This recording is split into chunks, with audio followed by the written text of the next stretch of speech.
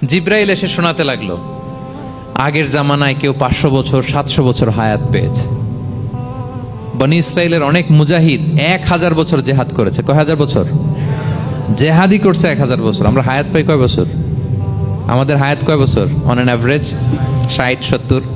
আল্লাহর হাবিব সাল্লাল্লাহু আলাইহি ওয়াসাল্লাম এটাই বলেছেন যে আমার উম্মতি মা বাইনা 60 ইলা 70, আমাদের গড় আয়ু 60 থেকে 70। ওয়া আকাল্লুহুম মা ইয়াজুজু যালিক, আর সামান্য অল্প সংখ্যকই মানুষ এটাকে ক্রস করতে পারে। এই কথা শুনে যে আগের উম্মত 1000 বছর জেহাদ করছে, এটা শুনে রাসূল সাল্লাল্লাহু আলাইহি ওয়াসাল্লাম আবার কাঁদতে আরম্ভ করলেন, হায় রে আমার গুনাহগার উম্মতের কি হবে? আমার উম্মত তো 60-70ই শেষ, আমার উম্মতের কি হবে?